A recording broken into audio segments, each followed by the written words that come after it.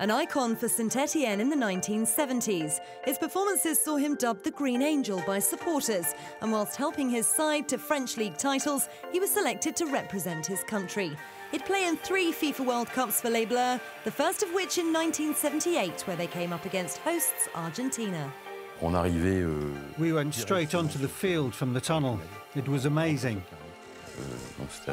I have this image in my head of 80,000 spectators holding little white papers. When we started the match, there was an atmosphere I'd never experienced before. I think we played a magnificent game. In hindsight, I think we could have at least drawn, but that's just the way it is. It was very difficult to play against Argentina because they rightly had their entire country supporting them. Rocheteau scored his first World Cup goal against Hungary in France's 3rd group game, whilst wearing colours more commonly associated with his club side. It was a match that didn't really matter, as we were pretty much out after playing Italy and Argentina, but we still had to play against Hungary. My memories of that game are that our official had forgotten our shirts, and he was forced to get some shirts from another club nearby in Mar del Plata. So the French team played in green and white. It's the only match in its history where France played in those colours. It was strange, but we won 3-0. 4 years later in Spain, France were one of the favourites.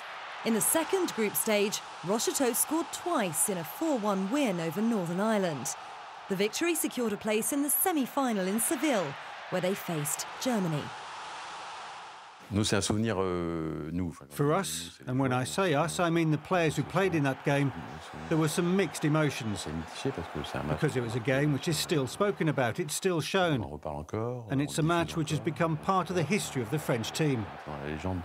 We felt we played a good game.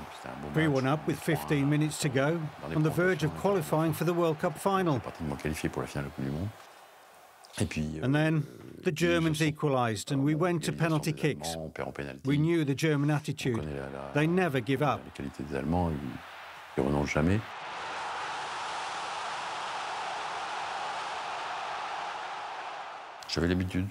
I was used to it. Well, probably not within a World Cup, but a month before we'd had a penalty shootout in the French Cup final between PSG and Saint-Etienne, and I scored then. When you take a penalty, in the semi-finals of a World Cup, it's much better not to think about it. You're obviously very concentrated on your kick. I didn't really look at the goalkeeper, because Schumacher was very animated, and he'd do anything to throw the players off. Whilst Rocheteau converted his penalty kick, his teammate Maxime Bossis wasn't so lucky, and Germany went through to the final. Losing on penalty kicks is even more frustrating than losing in normal time, especially because we knew we were only 2 goals away from a World Cup final. In 1986, Rocheteau headed to Mexico for his 3rd World Cup. France faced Hungary again, and like in '78, he was on the score sheet. I remember all the goals I scored in World Cups. How can I forget?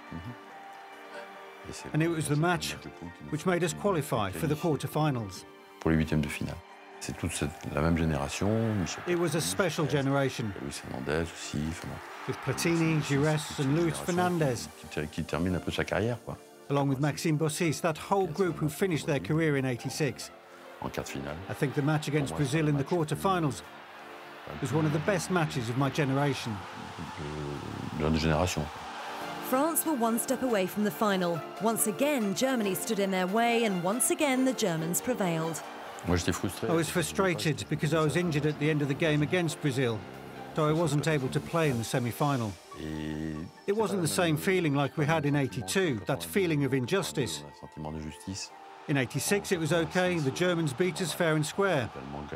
We were at the end of our tether, we were tired. We'd had some tough games against Italy in the 2nd round, and then Brazil in the quarter-finals. We were at the end of our tether, and Germany deserved to beat us.